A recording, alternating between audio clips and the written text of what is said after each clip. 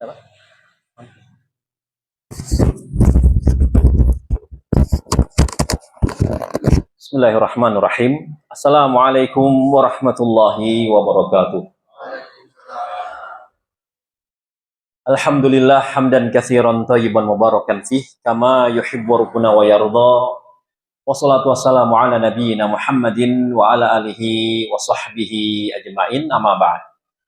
Jamaah kaum muslimin rahimakumullah, alhamdulillah kita bersyukur kepada Allah Subhanahu wa taala atas segala nikmat dan karunia yang Allah berikan kepada kita semua, baik berupa nikmat iman, nikmat Islam, nikmat sehat wal afiat, yang mana dengan semua nikmat tersebut di pagi hari yang berbahagia ini kita kembali bertemu, berkumpul di rumah dari rumah-rumah Allah dalam rangka thalabul ilmi. Semoga salawat dan salam senantiasa tercurah kepada baginda Nabi besar Nabi Muhammad SAW, kepada keluarganya, kepada para sahabatnya, dan juga kepada umatnya yang senantiasa mengikuti tuntunannya hingga yaumil akhir nanti. Pada kesempatan yang berbahagia ini kita akan masuk pada pembahasan sholat istikharah. Sholat istikharah. Al-Allamah Al-Imam Al-Qurtubi rahimahullah mengatakan, ya, sebagian ulama menjelaskan tidak sepantasnya bagi orang yang ingin menjalankan di antara urusan dunianya sampai ia meminta pada Allah Subhanahu wa taala pilihan dalam urusannya tersebut dengan melaksanakan sholat istikharah. Ya. Dan Ibnu Hajar Al-Asqalani mengatakan yang dimaksud sholat istikharah adalah memohon kepada Allah Subhanahu wa taala manakah yang terbaik dari urusan yang mesti dipilih salah satunya. Ya. Antum sudah pernah sholat istikharah? Insyaallah ya. Baik, sekarang kita masuk dalil, ya, dalil terkait disyariatkannya sholat istikharah. Dari Jabir bin Abdullah, beliau mengatakan, kana Rasulullah sallallahu alaihi wasallam yu'allimu ashabahul istikharata fil umuri kulliha kama yu'allimu surata minal Qur'ani yaqul idza hamma ahadukum bil amri falyarka' rak'ataini min ghairil fariidati thumma liyaqul Allahumma inni astakhiruka bi'ilmik wa astaghfiruka bi qudratik wa as'aluka min fadlik fa innaka taqdiru wa la aqdir wa ta'lamu wa la a'lam wa anta 'allamul ghuyub Allahumma fa in kunta ta'lamu hadzal amra thumma tusammihi bi'ainihi khairan li fi ajili amri wa ajili qal au fi dini wa ma'ashi wa aqibati amri faqdhurhu li wa yassirhu li thumma barik li fihi Allahumma wa in kunta ta'lamu annahu syarrun li fi dini wa ma'ashi wa aqibati amri au qal fi ajili amri wa ajili fasrifni anhu waqdhur liyal khaira haitsu kana thumma radini bih. Rasulullah sallallahu alaihi wasallam biasa mengajari para sahabatnya salat istikharah dalam setiap perkara, dalam setiap urusan. Beliau sallallahu alaihi wasallam mengajari salat istikharah ini sebagaimana beliau mengajari surat dari Al-Qur'anul Karim. Kemudian Nabi sallallahu alaihi wasallam bersabda kepada para sahabatnya, jika salah seorang di antara kalian bertekad, berazam untuk melakukan suatu urusan, kata Nabi, maka kerjakanlah sholat 2 rakaat selain sholat fardu. Kerjakanlah sholat 2 rakaat selain sholat fardu. Lalu hendaklah ia berdoa, Allahumma inni astakhiruka bi'ilmika. Ya Allah, sesungguhnya aku beristikharah kepadamu bi'ilmika dengan ilmumu wa astaghfiruka bi qudratik. Kemudian kata Nabi SAW, aku memohon kepadamu kekuatan dengan kekuatanmu. Aku meminta kepadamu dengan kemuliaanmu ya Allah. Sesungguhnya engkau yang menakdirkan dan aku tidaklah mampu melakukannya. Engkau yang maha tahu sedangkan aku tidak tahu. Engkaulah yang maha mengetahui perkara yang gaib. Ya Allah, jika engkau mengetahui perkara ini, kemudian sebutkan perkara tersebut. Iya. Ya Allah, jika engkau mengetahui bahwa perkara ini disebutkan perkaranya, baik bagiku dalam urusan dunia dan akhiratku, atau baik bagi agama, penghidupan dan akhir urusanku, maka takdirkanlah hal tersebut untukku. Mudahkanlah untukku dan berkahilah untukku. Ya Allah, jika engkau mengetahui bahwa perkara tersebut jelek bagi agama, penghidupan dan akhir urusanku, baik bagiku dalam urusanku di dunia maupun di akhirat, maka palingkanlah ia dariku. Takdirkanlah yang terbaik bagiku dimanapun itu sehingga aku pun ridho dengannya. Ya. Ini doa setelah melaksanakan sholat 2 rakaat selain sholat fardu, kata Nabi SAW. Ya. Lantas apa faidah mengenai sholat istikharah ini yang bisa kita ambil pelajaran dalam hadis ini? Yang pertama, kata para ulama, hukum sholat istikharah adalah sunnah atau wajib? Sunnah. Kenapa? Karena Nabi mengatakan, idza hamma ahadukum bil amri falyarka' rak'ataini min ghairil fariidhah, kata Nabi. Jika salah seorang di antara kalian memiliki tekad atau bertekad untuk melakukan suatu urusan, falyarka' rak'ataini min ghairil fariidhah, maka kerjakanlah sholat 2 rakaat selain sholat fardu. Artinya sholat istikharah ini sholat sunnah. Begitu pula Nabi SAW pernah didatangi seseorang, lalu ia bertanya mengenai Islam. Kemudian Nabi SAW mengatakan, sholat 5 Islam itu sholat 5 waktu sehari semalam. Lalu ia tanyakan kepada Nabi SAW, hal alaya ghairuha? Ya. Apakah aku memiliki kewajiban selain sholat 5 waktu maksudnya? Maka Nabi mengatakan, la, tidak, illa anta tawwa, kecuali apabila engkau ingin menambah dengan sholat sunnah.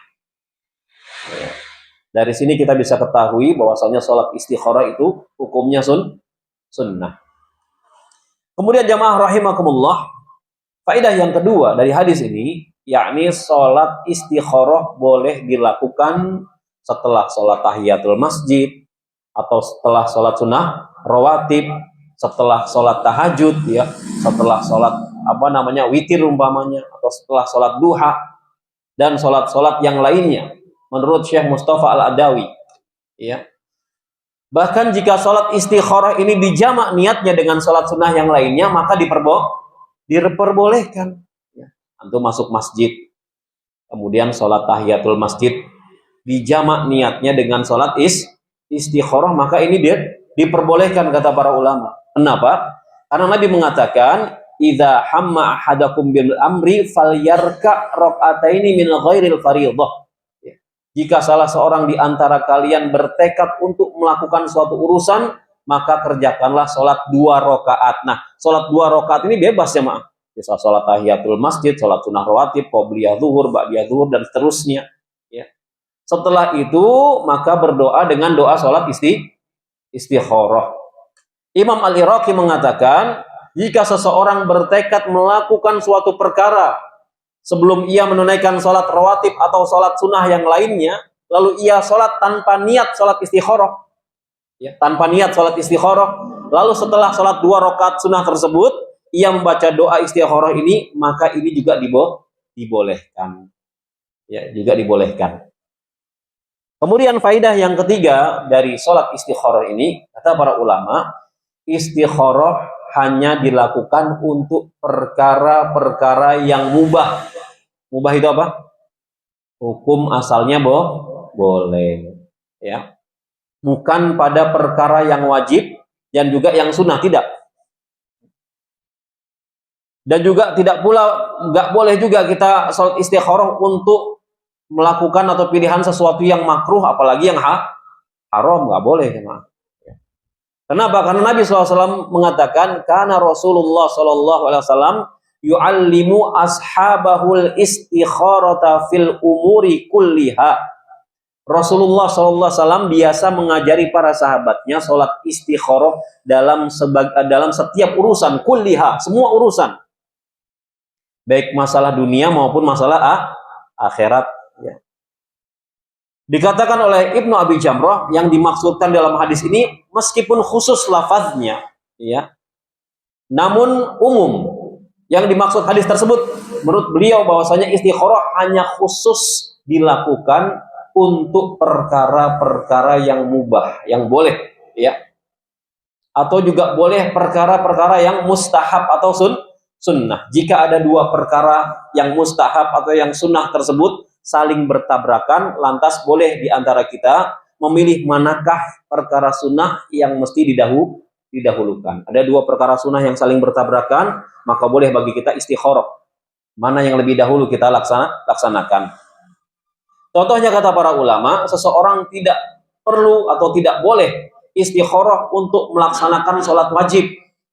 Misalnya nanti siang pas adzan zuhur, anak sholat zuhur enggak ya? Kemudian dia istikharah. Ya ini enggak boleh jemaah istikharah. Kira-kira nanti sholat zuhur apa enggak? Ini dilarang jemaah, enggak boleh. Buat perkara wajib masa istikharah. Antum mau puasa Ramadan terus istikharah gitu bulan Sya'ban, nanti masuk Ramadan anak puasa Ramadan. Kemudian istikharah, ini nggak boleh kata para ulama. Kemudian juga untuk salat sunnah rawatib, ini juga tidak perlu istikharah. Ya. Puasa Senin Kemis, ya. Kemudian juga kata para ulama dia juga tidak boleh istikharah untuk minum.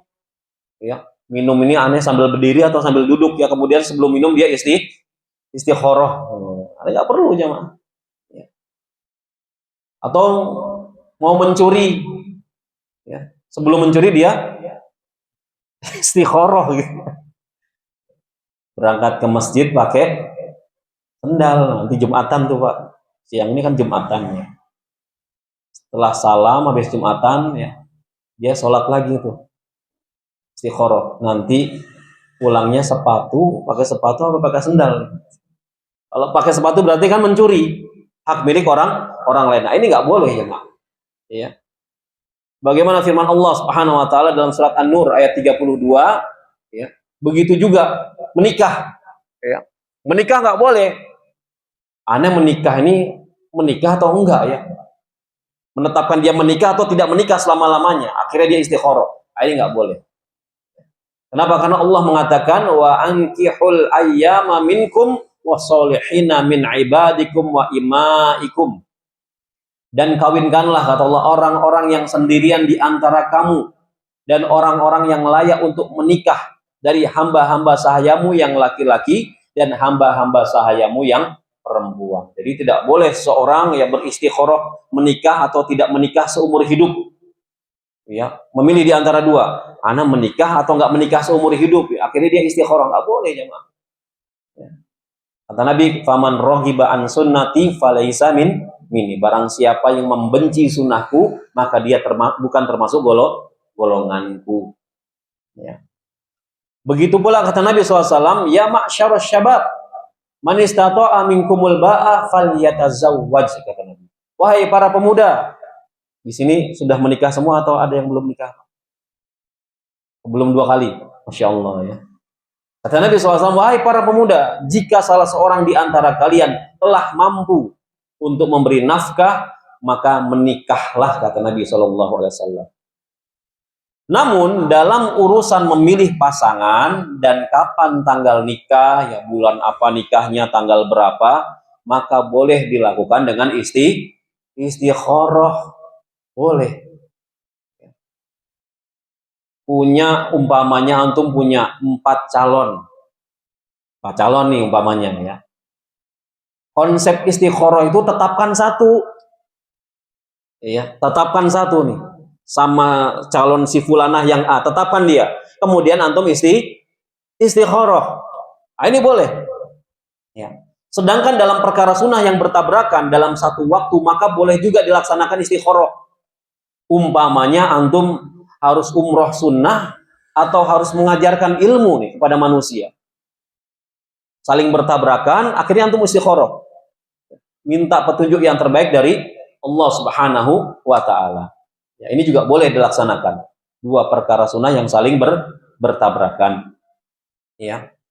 Bahkan ada keterangan lain dari para ulama, ya, apabila ada perkara wajib yang masih longgar waktu untuk menunaikannya, maka ini juga bisa dilakukan istikharah. Ada suatu perkara wajib dalam syariat yang waktunya longgar, ini juga boleh istikharah. Contohnya apa? Ingin menunaikan ibadah haji. Terus dia pilih nih ya, tahun ini, tahun besok, atau berapa tahun lagi. Ya, nah, ini boleh dilaksanakan istikharah. Kemudian jamaah rahimakumullah, kaidah yang keempat, istikharah itu boleh dilakukan berulang kali. Ya, istikharah boleh dilakukan berulang kali jika kita ingin istikharah kepada Allah dalam satu perkara. Ya, 2 kali, 3 kali dan seterusnya. Kenapa? Karena istikharah adalah doa dan tentu saja boleh dilaksanakan berulang kali. Ibnu Az-Zubair sampai mengulang istikharahnya 3 kali. Ibnu Zubair radhiyallahu taala anhu. Di dalam Sahih Muslim, Ibnu Zubair mengatakan, "Inni mustakhirun Rabbi thalathan, tsumma azimun ala amri." Aku melakukan istikharah kepada Rabbku sebanyak 3 kali. Ya, sebanyak 3 kali. Tsumma azimun ala amri. Ya, kemudian aku pun berazam, bertekad menjalankan urusanku tersebut. Ya. Jadi istikharah atau sholat istikharah ini boleh dilakukan berulang kali. Ya. Kemudian jamaah rahimakumullah, faidah yang kelima, doa sholat istikharah lebih tepat dibaca itu setelah salam, bukan di dalam sholat. Ya, bukan ketika sujud atau sebelum salam. Namun yang lebih tepat, doa istikharah ini dibaca setelah salam. Assalamualaikum warahmatullahi wabarakatuh. Assalamualaikum warahmatullahi wabarakatuh. Lantas baca doa istikharah ini. Alasannya karena Nabi SAW mengatakan, "Idza hamma ahadukum bil amri falyarka rak'ataini min ghairil fardhah tsumma liyaqul Allahumma inni astakhiruka," dan seterusnya. Jika salah seorang di antara kalian bertekad untuk melakukan satu urusan, maka kerjakanlah sholat 2 rakaat selain sholat fardu, lalu hendaklah ia berdoa. Ya. Syekh Mustafa Al-Adawi hafizahullah mengatakan, aku tidak mengetahui dalil yang sahih yang menyatakan bahwa doa istikharah dibaca ketika sujud atau sebelum salam, kecuali landasannya adalah dalil yang sifatnya umum, yang menyatakan bahwa ketika sujud dan tasyahud akhir adalah tempat terbaik untuk berdoa. Dan beliau mengatakan, akan tetapi hadis ini sudah cukup sebagai dalil tegas bahwa doa istikharah adalah dilaksanakan setelah sholat. Maksudnya setelah salam baru berdoa dengan doa istikharah, bukan ketika sujud atau sebelum salam. Jelas ya? Kemudian jamaah rahimakumullah, kaidah yang keenam, bahwasanya istikharah dilakukan bukan dalam kondisi ragu-ragu, namun sudah memiliki tekad kuat. Bukan karena ragu-ragu kemudian antum istikharah, tidak jemaah. Karena Nabi SAW mengatakan, "Idza hamma ahadukum bil amri falyarka rak'ataini min ghairil fardhah." Jika salah seorang di antara kalian bertekad, bukan ragu-ragu, sudah punya azam, sudah punya tekad, ya, untuk melakukan satu urusan, satu perkara, maka kerjakanlah sholat 2 rakaat selain sholat fardu. Jadi bukan dalam kondisi ragu-ragu kemudian antum istikharah, tidak. Makanya antum punya umpamanya ya, yang mau menikah punya 4 calon, ya, tekadkan mana nih yang mau dipilih dari 4 ini. Oh, saya mau sama si A nih, saya mau nikah sama si A. Sudah bertekad, baru setelah itu melaksanakan sholat istikharah, ya, sholat istikharah.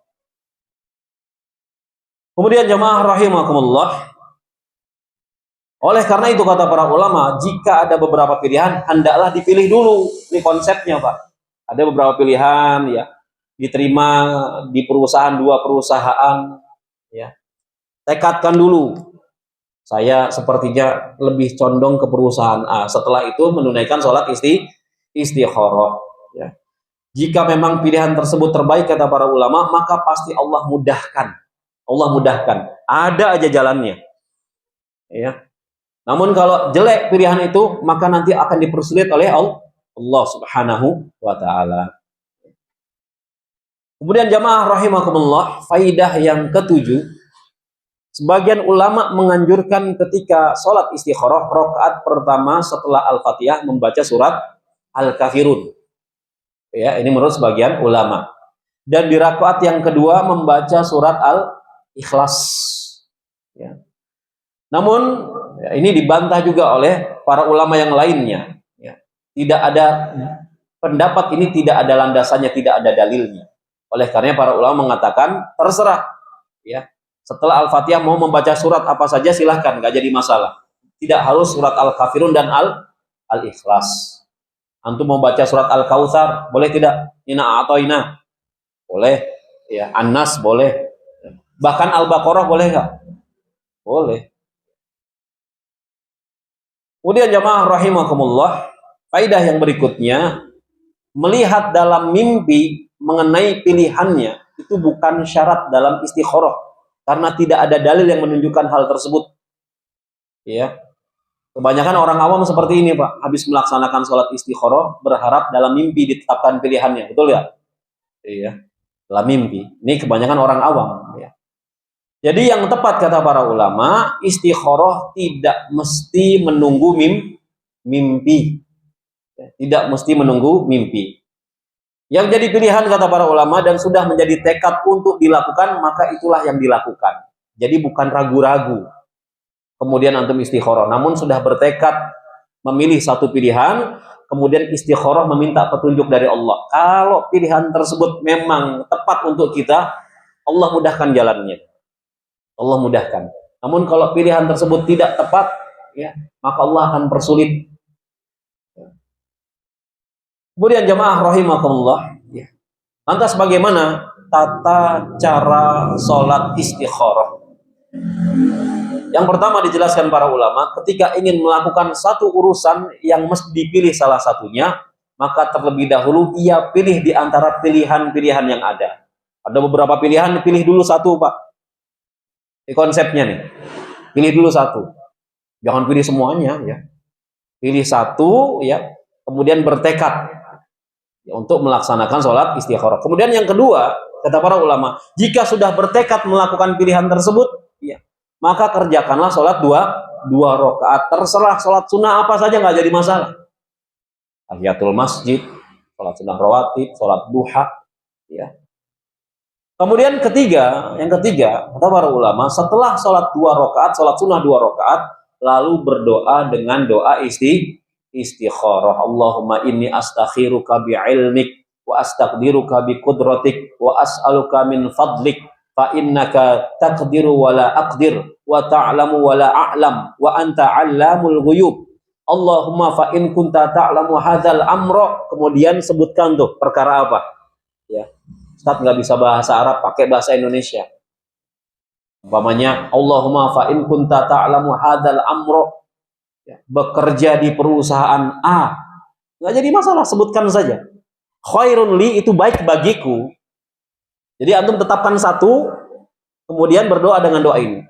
Apabila saya bekerja di perusahaan A itu baik bagiku, khairun li fi ajili amri wa ajili, atau au fi dini wa ma'ashi wa akibati amri faqdurhu li, maka takdirkanlah pekerjaan itu untukku. Ya. Wa yassirhu li, dan mudahkanlah pekerjaan itu untukku. Tsumma barik li fi, kemudian berkahilah kerjaan itu untukku. Insyaallah. Allahumma wa in kunta ta'lamu annahu syarrun li fi dini wa ma'ashi wa aqibati amri. Ya Allah, apabila pekerjaan tersebut ya, jelek untukku, ya, baik bagi agamaku, ya, kemudian untuk penghidupanku, ya, dan akhir bagiku, au qal fi ajli amri wa ajli fasrifni anhu, maka jauhkanlah dariku. Waqdzur liyal khaira haitsu kana tsumma radini bih. Jadi setelah antum melaksanakan sholat sunnah 2 rakaat, sholat sunnah apa saja, ya, tidak perlu dikhususkan. Kemudian setelah salam berdoa dengan doa ini, disebutkan perkaranya, antum tetapkan dulu satu perkara. Ya. Kemudian yang keempat, kata para ulama, ya, apabila telah melakukan pilihan yang sudah dipilih tadi di awal dan ia merasa mantap dan tidak harus menunggu mimpi. Ya. Dikit-dikit kan kalau sebagian masyarakat kita nunggu mimpi, kemudian menganggapnya apa? Wangsit. Saya dapat wangsit katanya setelah sholat istikharah. Padahal kata para ulama tidak harus menunggu mimpi. Ya. Kata para ulama, jika pilihan tersebut baik baginya, maka Allah Subhanahu wa taala akan mudahkan. Ada saja jalannya, Pak. Ya, mau pindah rumah umpamanya dari Kemayoran kemana kira-kira? Mana, Pak? Tangerang, Pak. Atau ke Bandung, ya. Ada pilihan nih. Ya, karena banyak fulus yang beli rumah di Bandung, di Tangerang, di Bogor. Pilih satu saja, tetapkan satu saja. Umpamanya di Bandung, ya. Antum tetapkan sholat sunnah 2 rakaat, berdoa dengan doa istikharah, sebutkan ya perkaranya. Kalau memang antum pingin pindah ke Bandung itu baik bagi antum ya, maka Allah akan mudahkan jalannya. Ya. Dapat rumah, harganya bagus, lingkungannya bagus. Ya. Ini hasil dari apa? Doa istikharah. Ya. Jadi tetapkan satu saja. Setelah itu sholat istikharah. Dan jika pilihan kita itu jelek, ya, jelek, maka kata para ulama pasti ia akan dipalingkan dari pilihan tersebut. Ya, akan Allah persulit. Itu tandanya Allah nggak ridho. Namun kalau kita sudah bertekad, sudah menetapkan, tidak perlu menunggu mimpi, sudah kita pilih, qadarullah, ya mungkin ada sesuatu yang tidak kita sukai, ya maka ridho terhadap keputusan Allah Subhanahu wa taala, ya. Maka di dalam doa ini waqdzur li khaira haitsu kana tsumma radini bih, ya. Ya Allah, takdirkanlah yang terbaik bagiku dimanapun itu sehingga aku pun ridho dengannya. Jadi ketika antum sudah tetapkan pilihan, sudah istikharah, kemudian ada kecenderungan hati memilih pilihan tersebut, ya, ada sesuatu yang tidak antum sukai suatu saat, maka harus ridho dengan keputusan dari Allah Subhanahu wa taala, ya. Demikian mungkin pembahasan yang bisa kita sampaikan pada pembahasan pagi hari ini terkait sholat istikharah. Masih ada waktu, kita buka sesi tanya jawab. Wallahu taala alam bissawab. Iya. Ada pertanyaan silakan ya, Pak. Iya, Pak. Waalaikumsalam warahmatullahi wabarakatuh.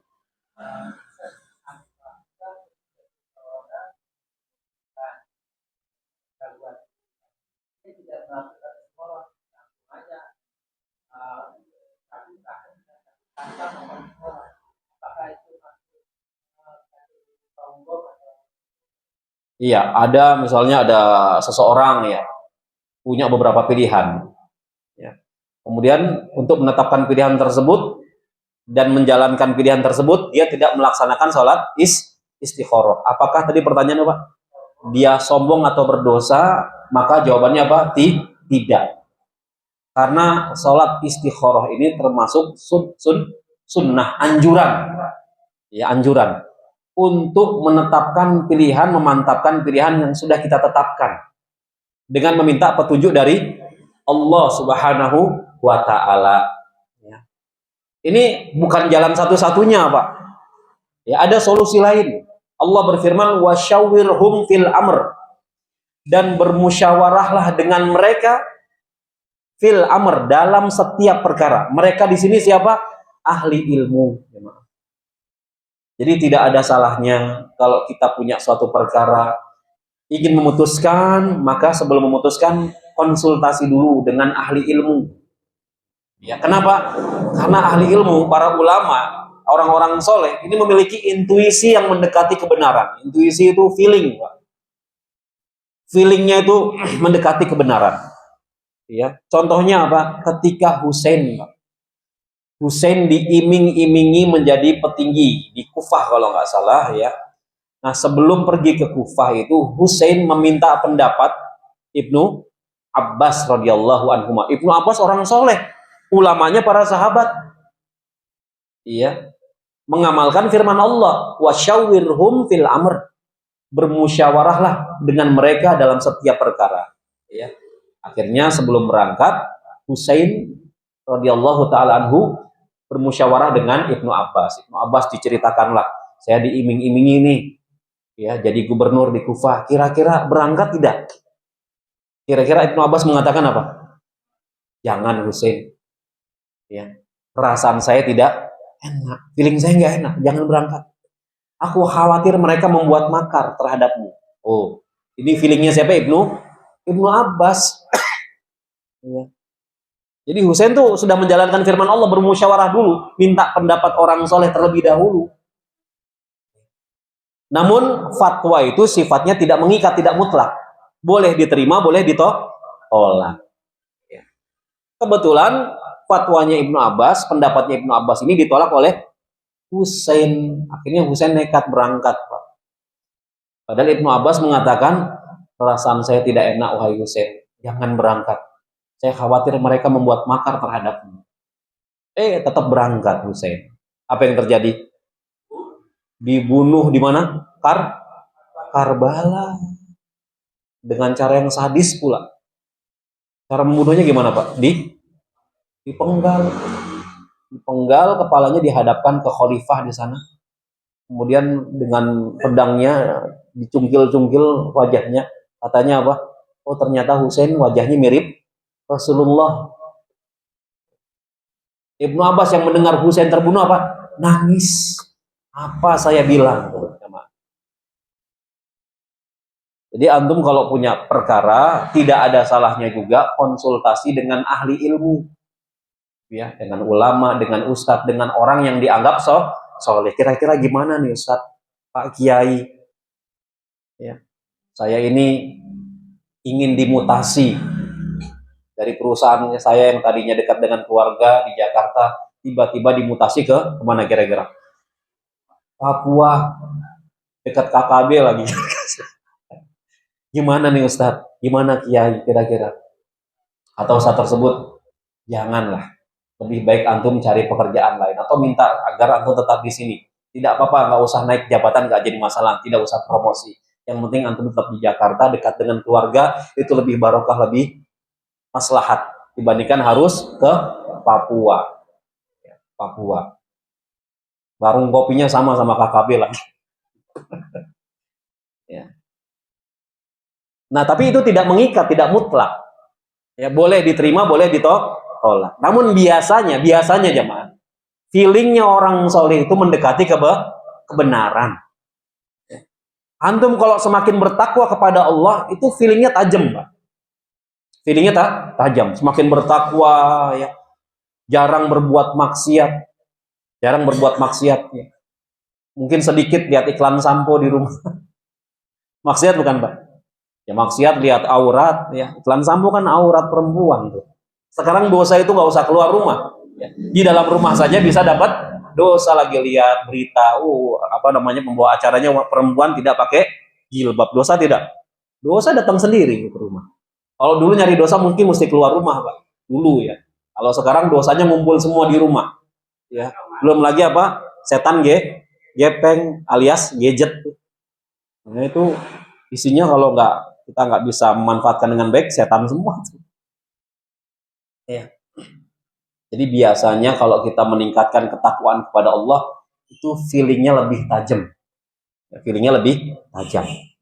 Wallahu a'lam bishawab. Jadi boleh sholat istikharah atau boleh juga bermusyawarah dengan orang soleh. Ustaz, kalau nggak dua-duanya boleh nggak? Ya silakan saja, namun resiko tanggung ya sendiri. Resiko tanggung sendiri. Wallahu a'lam bishawab. Iya, ada lagi jamaah, silakan. Iya, Pak. Waalaikumsalam warahmatullahi wabarakatuh. Puasa Daud, ya Pak.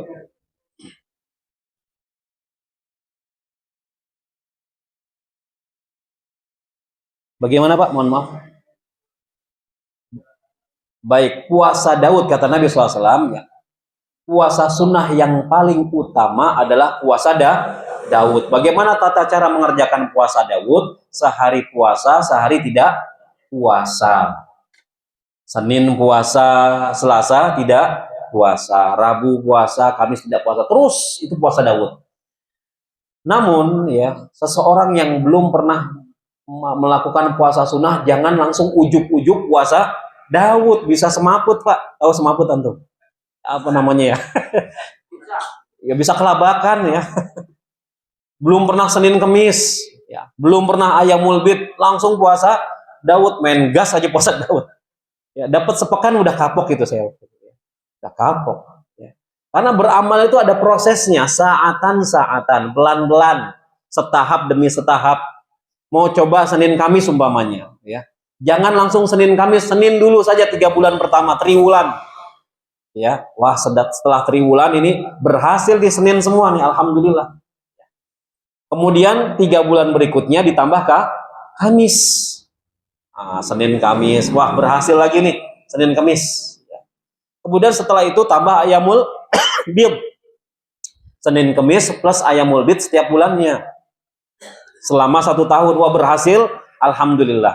Setelah itu baru coba puasa Daud. Puasa Daud itu puncaknya puasa sunnah. Ya. Bahkan ya ada sebagian orang-orang yang mengamalkan puasa sunnah ini dengan ikhlas, ya kemudian bercerita pengalamannya, maka orang-orang ini mengatakan dulu perkara-perkara yang sulit dipermudah oleh Allah Subhanahu wa taala karena melakukan puasa Daud. Ya, di antaranya mungkin yang sulit menurunkan berat badan ya. Tiba-tiba puasa Daud dapat 2 tahun, kira-kira gimana? Alhamdulillah ya. Yang punya masalah kesehatan, gulanya tinggi, asam urat, ya, mengerjakan kanker, ya, mengerjakan puasa Daud, ya, Allah berikan kesehatan, gulanya normal kembali, asam uratnya normal, ya, kankernya hilang. Karena di dunia medis diteliti terkait puasa, ternyata orang kanker itu kalau puasa, sel-sel kankernya tidak mendapatkan asupan makanan, mati dia sel-sel kankernya. Ya. Terapinya dengan puasa. Di antara puasa yang terbaik adalah puasa Daud untuk puasa sunnah. Ya wallahu a'lam bishawab. Namun kalau belum siap, jangan puasa Daud dulu. Coba dulu Senin Kamis, kemudian Ayamul Bid, harus bertahap, Pak. Harus bertahap, ya. Karena Nabi mengatakan ahabbul amali ilallah adwamuha wa in qala. Amalan yang paling Allah cintai yang adwamuha, yang dawam, continue, rutin. Wa in qala, meskipun sedikit, bukan yang banyak terus kapok, enggak. Ya, yang rutin namun meskipun sedikit. Ya rutin. Terus ya.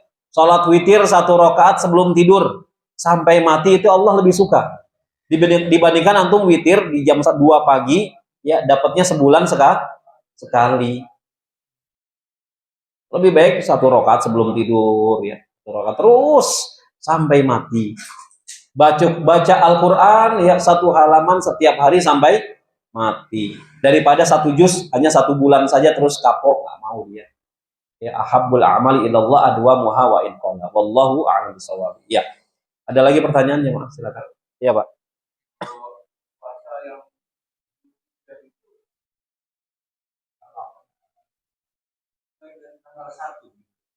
Iya, di bulan Dzulhijjah nanti jemaah ya, itu lebih utama melaksanakan amal-amal soleh ya, di 10 hari pertama bulan Dzulhijjah. Di antaranya memperbanyak puasa. Namun tidak ada nama khusus puasa Dzulhijjah, enggak.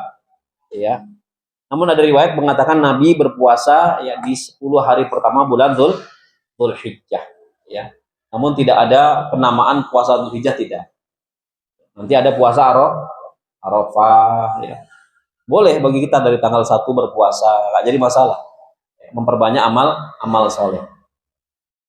Makanya 10 hari pertama bulan Dzulhijjah itu ya, ini lebih utama ya, di siang hari untuk beribadah. Namun di bulan lainnya, bulan Ramadan, 10 hari terakhir ya, itu lebih utama beribadah di malam harinya. Kalau bulan Dzulhijjah di pagi sampai siang hari. Makanya bulan Dzulhijjah itu lengkap, semua ibadah ada, Pak. Ya sholatnya ada, puasanya ada, terus apa lagi? Sembelihan ada. Di bulan Ramadan kan nggak ada ya. Sembelihan ada, haji juga ada, lengkap semuanya sudah. Rukun ibadah terkumpul di 10 hari pertama bulan Dzulhijjah, termasuk kurban dan juga haji. Ya, wallahu a'lam bishawab. Ya. Masih ada jemaah?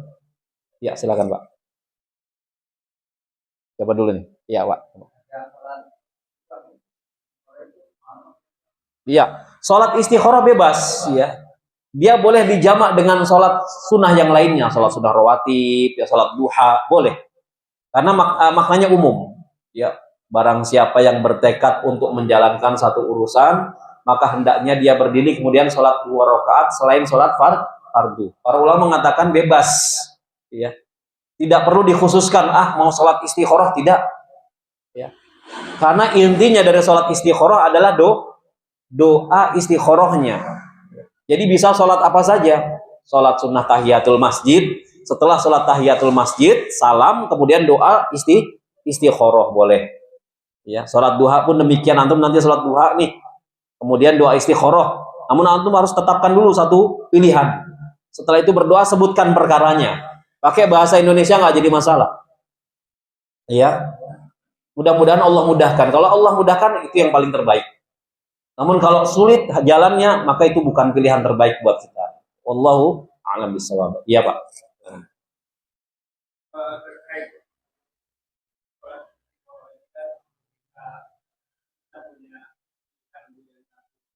Hmm.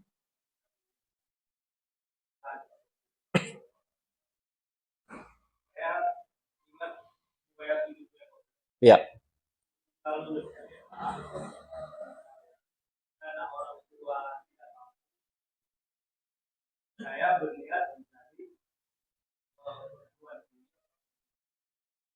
Kata Nas. Iya. Iya. Iya. Iya. Hmm. Cuman waktu itu daftaran belum dibuat, duluan akan dikirim ke masyarakat. Iya.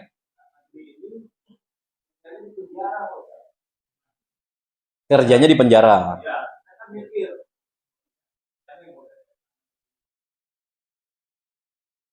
Dengan aman. Bagian asli. Ternyata setelah saya masuk membina oh gitu, langsung berhadapan ya. Iya, iya.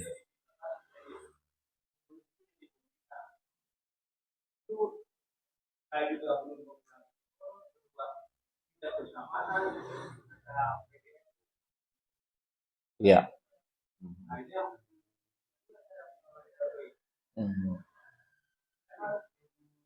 Belum jadi juga kita lihat kejadian udah nggak cocok hati ya.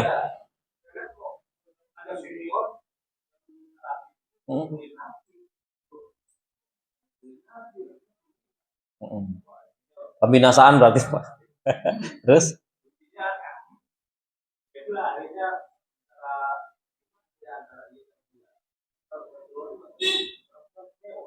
Ya.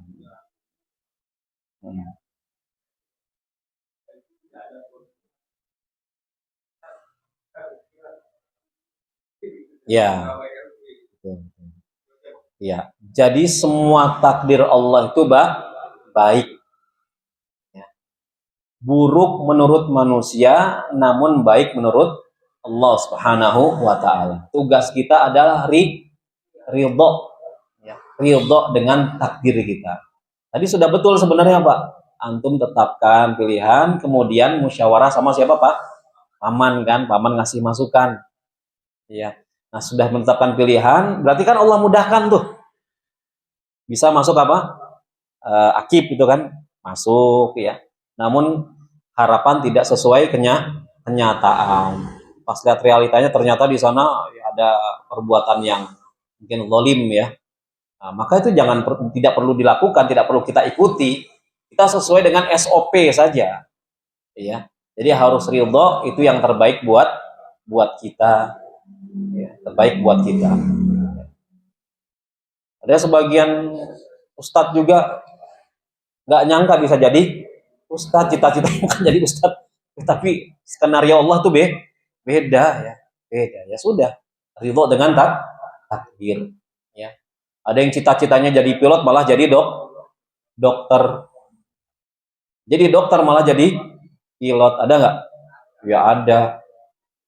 Jadi akuntan malah kerjanya di material loh. Ya ada Pak, banyak. Ya udah, tugas kita ridho saja udah, ya ridho terhadap takdir Allah Subhanahu Wa Taala. Benar, sudah betul Pak ya, karena sudah musyawarah dengan paman tadi ya, paman. Allahu a'lam bishawab. Masih ada nggak jemaah? Kalau tidak ada, kita cukupkan. Subhanakallahumma wa bihamdika asyhadu an la ilaha illa anta astaghfiruka wa atubu ilaik. Wassalamualaikum warahmatullahi wabarakatuh.